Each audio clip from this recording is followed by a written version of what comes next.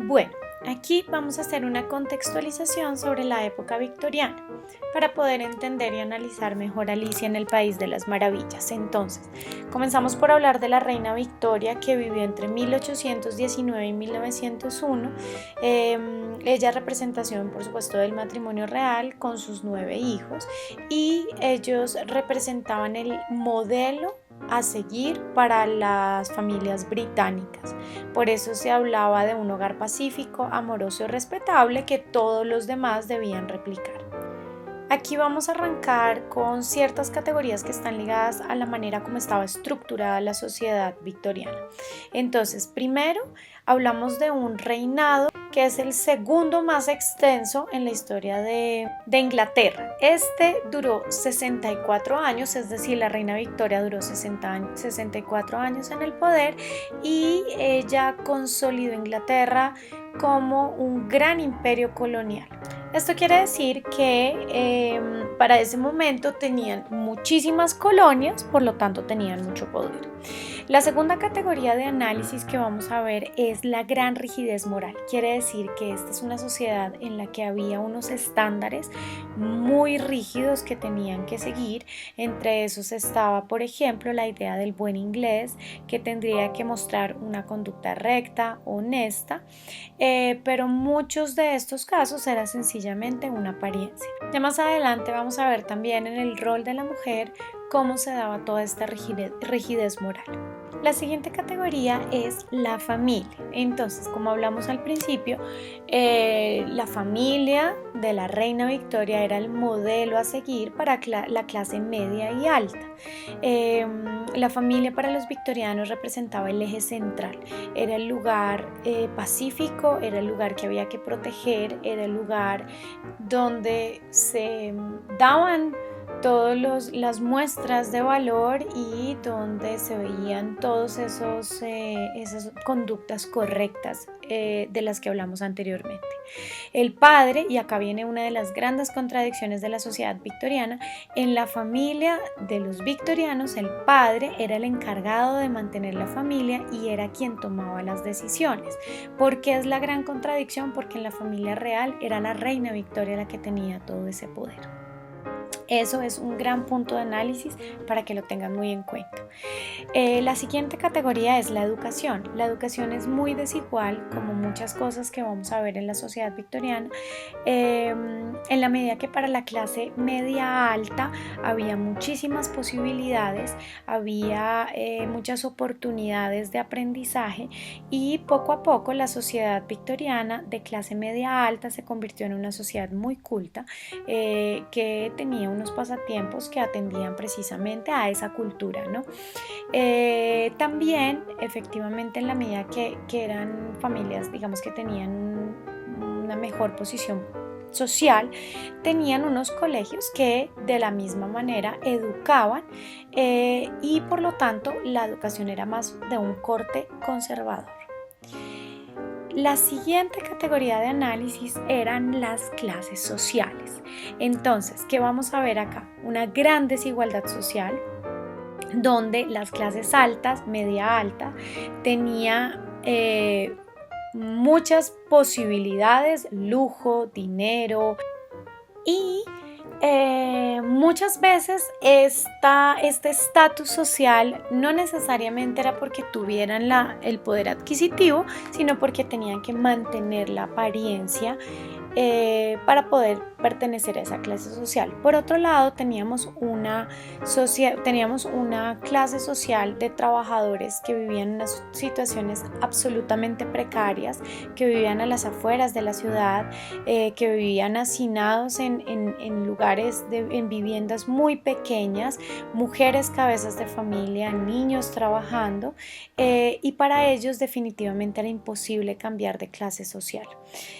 Acá tienen ustedes la pirámide de cómo era la clase social, la realeza, no solamente la reina, sino también nobles, todos los que tenían títulos nobiliarios, la clase alta, la clase media, la clase trabajadora y la clase baja. La clase baja eran todos aquellos mendigos, huérfanos que no, de alguna manera ni siquiera podían tener la posibilidad de trabajar. Esta situación, que es una situación social muy desigual, donde se ve precisamente esa gran brecha social, se ve reflejada en muchas obras literarias y donde se va a mostrar precisamente y se va a criticar la falta de posibilidad y al mismo tiempo también las apariencias que se jugaban. La siguiente categoría es una categoría muy importante que tiene que ver con el rol de la mujer en la época victoriana. La mujer, como ustedes están viendo en las imágenes que les estoy mostrando, la mujer de clase media alta tenía unos estándares y ahí volvemos un poco a la rigidez moral que debía atender, se debía seguir en la sociedad victoriana. Y acá hay una cosa muy curiosa y es precisamente ese rol que tenía la mujer. Si ustedes ven en esta imagen, el rol de la mujer era nacer, para prepararse para casarse, para tener hijos, para criar hijos, para ser abuela y para morir. Aquí de alguna manera la mujer está relegada a unas labores que no le permitían crecer en muchísimos sentidos, y esto va a ser una de las grandes críticas de la sociedad victoriana.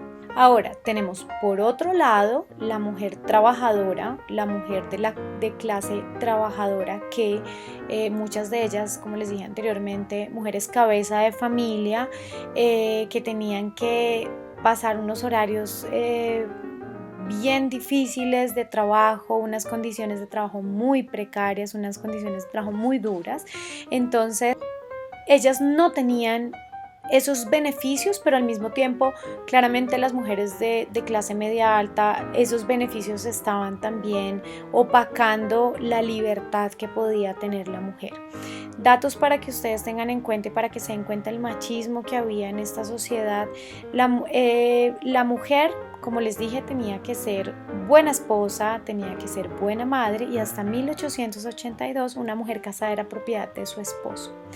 La mujer de clase media alta estaba relegada al trabajo del hogar, a mantener su hogar, y las mujeres que trabajaban tenían que trabajar en horarios muy fuertes. Era mal visto que una mujer pretendiera ejercer una profesión universitaria, y más allá de ejercer la profesión universitaria era porque la mujer no podía competir con un hombre. Entonces, ¿qué actividades? Ahí vamos a ver una gran diferencia social entre el hombre y la mujer. ¿Qué profesiones podía ejercer una mujer? Cualquiera que no entrara en competencia con un hombre. De esta manera, la mujer de clase media alta es un poco cosificada, ¿no? Se vuelve la mujer que debe estar en la casa, que debe responder por el hogar, pero no puede, no está en capacidad de estar a la par con un hombre, mientras que la mujer que trabaja, la mujer trabajadora, es una pieza esencial en la revolución industrial, en la medida que es mano de obra para ellos económica. Y por supuesto ahí se aprovechan de las necesidades y de las condiciones de desigualdad en las que se vivían en la sociedad victoriana. Por supuesto, acá también hay que establecer una relación con el impacto que tuvo la revolución industrial para la sociedad, en la medida que sí generó mucho empleo, que sí generó mucha innovación, pero también generó una gran desigualdad en la sociedad, dejando a las personas que tenían cierta posición social con grandes beneficios, y una brecha con aquellos que estaban produciendo y que estaban trabajando. La siguiente categoría es la de los modales. Esto va a ser supremamente importante en clases media altas, porque volvemos un poco con esa rigidez moral y con todo lo que tiene que ver también con las apariencias. Ellos eran refinados, eran sofisticados, eran cultos. Entonces la gran imagen que tenemos es la del hombre caballeroso, el hombre inteligente, el hombre con valores y el hombre que promulga todos esos valores en la sociedad. El hombre caballeroso va a ser una de las grandes críticas en la medida que ahí había mucha apariencia en esa imagen. Etiqueta al comer. Por supuesto, en estas grandes reuniones elegantes debían mantener ciertos modales para comer. Entre esos, una de las cosas que hacían era que los hombres se ponían de pie cuando una mujer se levantaba de la mesa. Eso, por ejemplo, en algunos sí se mantuvo en el tiempo en algunas culturas. La etiqueta de pose, y acá es donde volvemos a la cosificación de la mujer. La mujer tenía que estar impecable, tenía que parecer una modelo, no podía tener ningún defecto. Y por eso ahí hablamos de la etiqueta de pose, donde ella debía siempre estar a la altura, elegante, sofisticada. Y esto va ligado al arte de la conversación. Las mujeres, como debían ser buenas esposas, ellas debían mantener la conversación agradable con cualquiera de los amigos o conocidos de su esposo, y era muy mal visto que una mujer no lograra mantener una conversación agradable y culta, y más en este tipo, digamos, de reuniones sociales. En estos modales vamos a ver que efectivamente hay grandes críticas a esos modelos, a esa rigidez, a esos estándares y a esa apariencia que se movía. Por último, tenemos como última categoría, tenemos costumbres y pasatiempos. Entonces, como estamos en clase media alta, uno de estos es el croquet, un juego, por supuesto, que no era para cualquier persona de la sociedad. La hora del té, estipulada también dentro de sus costumbres y pasatiempos. Esta imagen que ven ustedes acá es los hombres, después de que terminaban de comer, ellos iban y se reunían, porque ese era el espacio solo de los hombres. Ahí no podía estar ninguna mujer, ahí solamente podían estar los hombres, y era un momento donde los hombres hablaban de cosas interesantes. Los bailes, todos los bailes elegantes con sus o sea, el baile como la fiesta, pero también estos bailes protocolarios, los conciertos muy importantes dentro de los pasatiempos a los que debían asistir los que pertenecían a las clases media alta. Y acá hay una cosa importante, y es que las mujeres, digamos que parte de las cosas que podían hacer las mujeres era o tocar piano o aprender francés. Esto, por supuesto, también atendía a la mujer culta, a la mujer que a partir de eso tenía temas interesantes para hablar, y muchas mujeres, por ejemplo, podían ser profesoras de piano o profesoras de francés.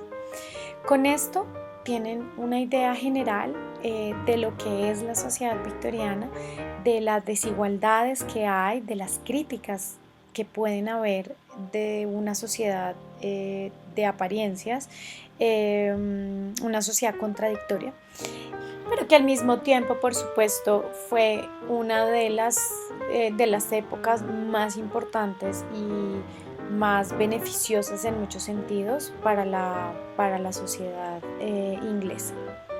Con esto acabamos y ya estamos listos para hacer nuestros análisis.